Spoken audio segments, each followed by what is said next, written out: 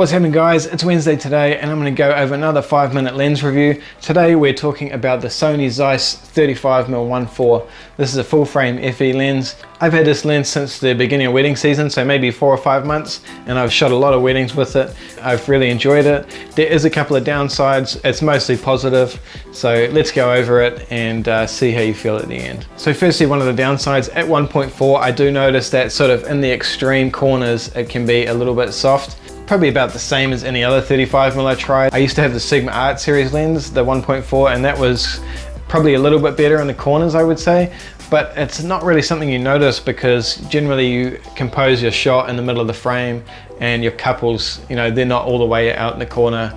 If you are going to do that, I would suggest stopping down to about f2 to 2.8 and then you won't have any problem at all. Just at 1.4 it can be a little bit soft right in the extreme corners. Chromatic aberration is apparent. It's not really bad. At 1.4 you'll just notice it a little bit in extreme lighting situations, but yeah, it's pretty good for a 1.4 lens. Some of the features it's got, obviously it has the aperture ring, so you can go from 1.4 to f16 manually on there. I usually do that. I quite like the feel of changing the aperture manually.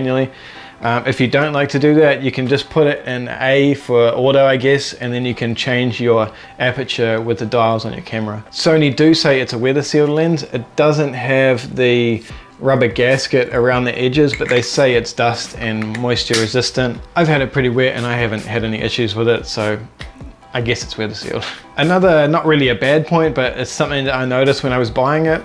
I tried out about 3 or 4 copies and there was a big variance between them in terms of sharpness at 1.4. So while it may have been my bad luck, I would definitely just go into the store that you're buying it from and test a couple of copies and choose the best one. Another feature with the aperture, you can actually turn off the click sound, which is great for video. So that's it with the click.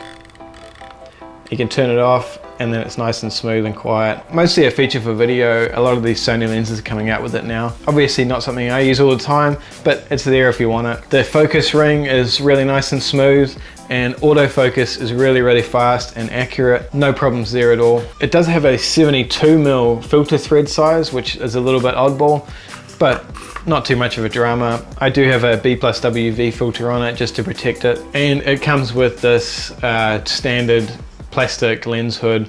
It's really nice quality. It's quite a thick plastic. I usually just have it on there for protection, but sun flare and backlit situations, it does handle the light really well and flares really nicely. So I'll usually whip it off if I'm doing like backlit portraits of people, just so I can sort of make the most of that light flare. Compared to other lenses, I did have the Sigma Art 35-1.4 when I was shooting Nikon. I feel like that lens was possibly a little bit sharper in the corners at 1.4, but you know, maybe 5–10%, nothing that you'd really notice. However, it is a lot cheaper, and Sigma are bringing out E-mount series art lenses probably this week or next week in New Zealand. They may be out overseas already, I'm not too sure. I would seriously consider looking at those, because you won't have that sort of back focusing calibrating issues like you hear about with the Sigma lenses on DSLR bodies. So it should focus really well. I'm definitely going to try that out because it'll be a hell of a lot cheaper than this lens. If the Sigma lenses focus as reliably and as fast as this one, I would say I'll probably pick one up and trade this one in for maybe the 35 and the new 105 1.4 they're bringing out. I should be able to get both lenses for not much more money if I trade this one in.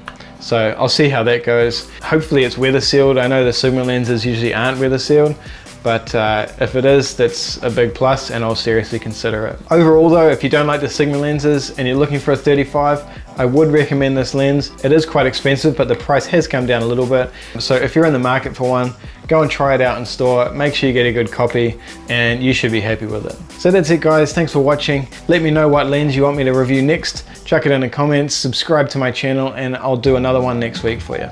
See you later.